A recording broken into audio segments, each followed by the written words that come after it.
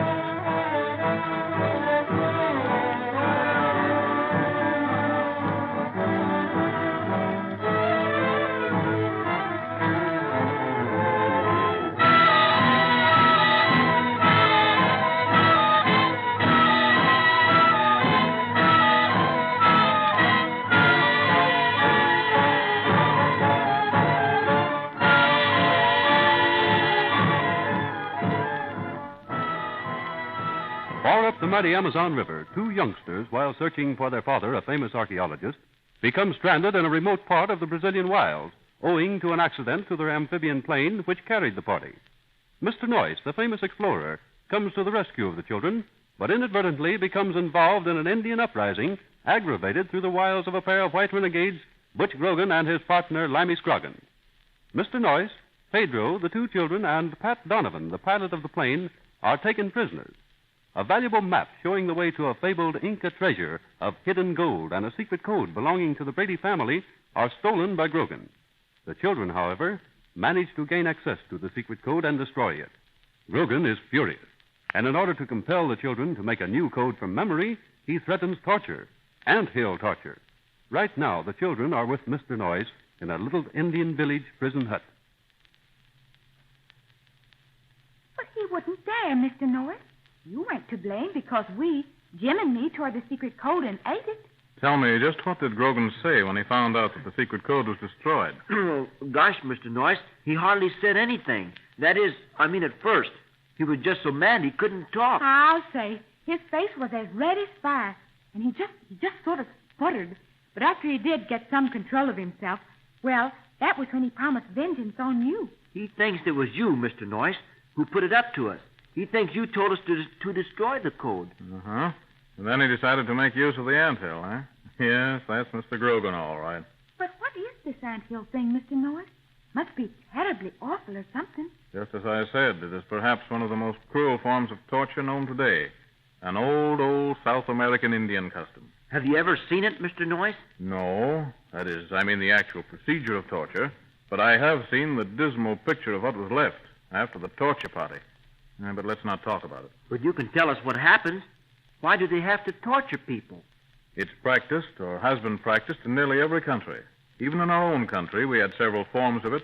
You know how they burned witches at the stake back in the old days? Oh, yes, sir. And wasn't that awful? Gosh, how could they burn a witch when there isn't such a thing, and never was? That was ignorance, Miss Jean. Our forefathers didn't know any better. They thought they were doing the right thing. It's the same right here in the jungle in Brazil. You mean it's just ignorance among the Indians? That's all.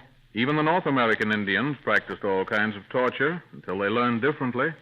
Civilization brought on the change for the better. But this Grogan, he's a white man.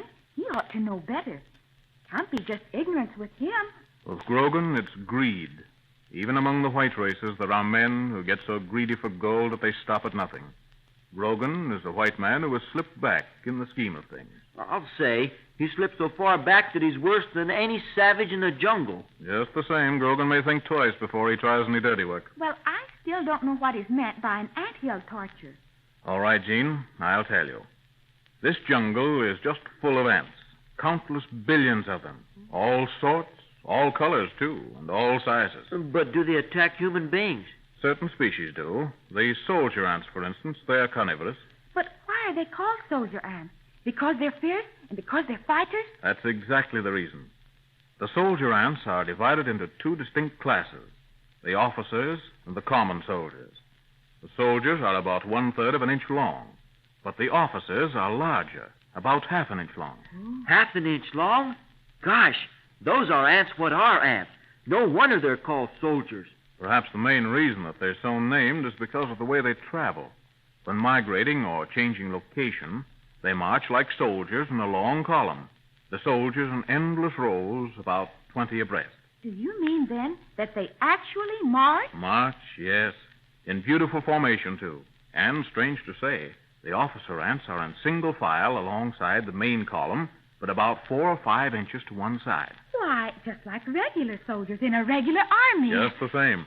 And one more feature that distinguishes an officer ant, he has an enormous head with a vicious pair of strong pincers, just like wire cutters. Gee whiz. It must be an awful sight to see an army of soldier ants on the march, isn't it? A long string of them, maybe hundreds of yards long, too. Jimmy, 100 yards isn't anything. Why, there are records of soldier ants in columns up to 3 or 4 miles long. Jumping Jerusalem. 3 or 4 miles long? And millions of them? Gosh, excuse me, but I don't want to see anything like that even. No, it's a good thing to keep as far away as possible, for they stop at nothing. They will attack animals and men without any provocation, eat anything in sight. They'll enter a village and eat everything in the form of flesh that cannot escape. Vermin, snakes, mice, everything. And nothing stops them, I suppose. Nothing. Let me say that the strangest, almost unbelievable thing happened right in my own camp up in the Wapis country. Pedro here was the first one to bring warning that we were in the path of the soldier ants. You remember that, Pedro? Si, senor. Pedro, she would not forget that. No, never. Pedro, she was even see soldier ants in the sleep. She was dream of ants. She was have the what you call the night horse. No, night horse. No, that is not the word. Not the night horse. Maybe you mean nightmare, Pedro.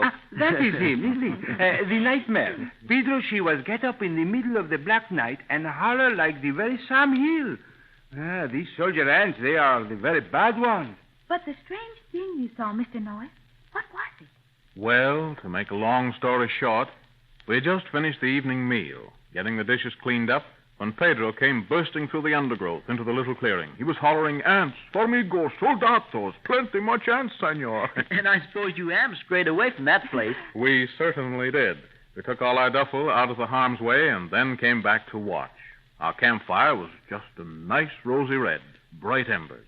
And the fire was directly in the path of the ants, and they never swerved an inch. You mean they went right through that hot fire? Right through it, row after row after row. On they came, right into those red-hot embers burning to cinders, until the little charred corpses piled up so high they smothered the fire.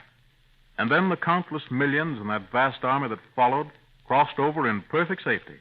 The fire had been put out by ants. For the love of Mike. And these are the ants that they use in this anthill torture stuff? Insects without fear? That's right, Jimmy.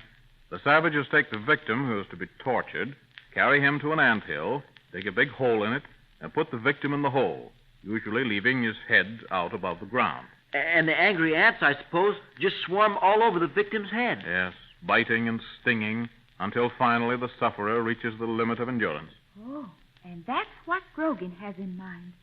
Oh, Mr. Norris, I just hate that terrible man. I just hate him. Oh, there now, Miss Jean. Just take it easy. I can't, Mr. Norris.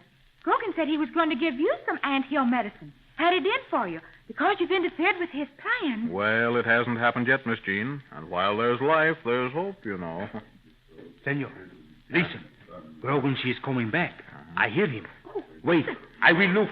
Yes, it's Grogan, all right. He doesn't sound very happy. There's something wrong. He is coming to this place, senor. He walked very quick, too. They think they can get away with this. They're crazy. Pedro, is Pat Donovan with Grogan? No, here he come. Just Grogan. He is alone. Yeah, I'll fix him. Now, listen, Noyce. Who do you think you are?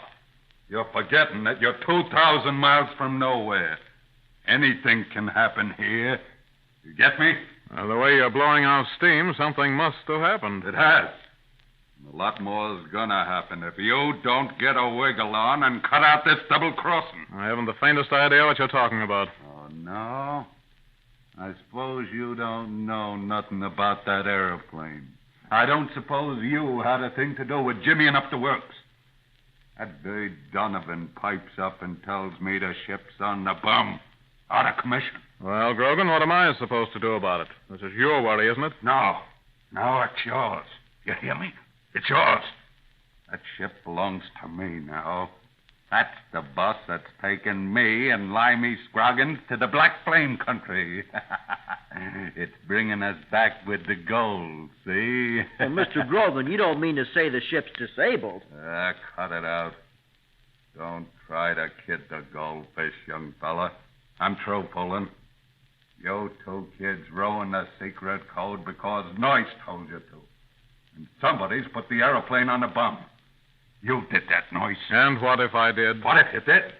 I'll tell you what. You're going to see that it's fixed up, and you're going to do it now. Butch Grogan says so. You hear me? Mr. Grogan, that plane belongs to us, to Jimmy and me, and you've done enough damage. You darn tootin'. And if Jim and me want to keep you from getting away from that ship, that's our business. Now listen, all of you. I'm running this racket, see? And if you keep rubbing me the wrong way, it's just going to be too bad. You get that? Well, the Brazilian authorities... The Brazilian authorities. That for the spiggies. Now listen to me. I got to have a copy of that secret code. And that aeroplane has got to be put back in running order, and it's got to be done now. But why, Mr. Grogan? It doesn't belong to you. I'll tell you why. Because if they ain't, that anthill party gets going. Did you tell Mr. Noyce about it? I hope you did. How would you like to see him sitting up to his neck in hand? Oh. Don't pay any attention to him, children. Grogan has always been a loudmouth person. Does a lot of talking. Don't let him fool you. Give him no information about the secret code. All right. Have it your way. But don't blame me for what happens. I'm going to give you about 10 minutes to make up your mind. 10 minutes. That's all. Me, I'm just going to go hunt up a nice anthill. I'll be back in about 10 minutes, and then we'll see what we'll do.